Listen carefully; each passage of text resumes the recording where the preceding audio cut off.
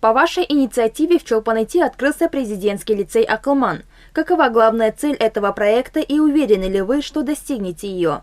Главная цель – это собрать по всей стране талантливых, умных и одаренных детей и, начиная с 7 класса и вплоть до окончания школы, обучить их и далее отправить в высшие учебные заведения. После получения ими высшего образования привлекать каждого из них на государственную службу. С момента обретения независимости в Кыргызстане подготовка кадров просто напрочь была забыта. У нас при выборе кадров цвел непотизм. Если вспомнить подготовку кадров во времена Союза, то тогда их готовили с самых первых ступеней. Также и мы намерены готовить профессиональные кадры с фундамента. Только так мы сможем готовить профессионалов, которые смогут предвидеть и определять будущее Кыргызстана на 100 лет вперед. Это очень важно для будущего нашего государства. Не хвастая скажу, но я могу предвидеть на 20-30 лет вперед, что будет со страной и как она будет развиваться. Обычно мои прогнозы сбываются. Наверное, это мне дано свыше. Очевидно, такое дано каждому человеку. Просто глядя на происходящее, можно сделать выводы о будущем. Если мы сможем качественно подготовить учащихся из этого лицея, то в будущем они будут кадрами, которые могут предвидеть на 100 лет вперед. Сейчас 21 век, век технологий. Дальше технологии получат еще большее развитие. Поэтому мы уже сейчас должны готовить кадры, ориентируясь на 22 век. Мы только вчера отметили 32 год независимости. В будущем, даст Бог, отметим еще столетие. Тогда сегодняшние кадры будут востребованы как вода. Они будут способны надолго вперед определять, с какими государствами у нас одно будущее. Они достойно продолжат начатое нами. Мы обязательно добьемся поставленных задач. Для этого каждый из нас должен непрерывно трудиться днем и ночью.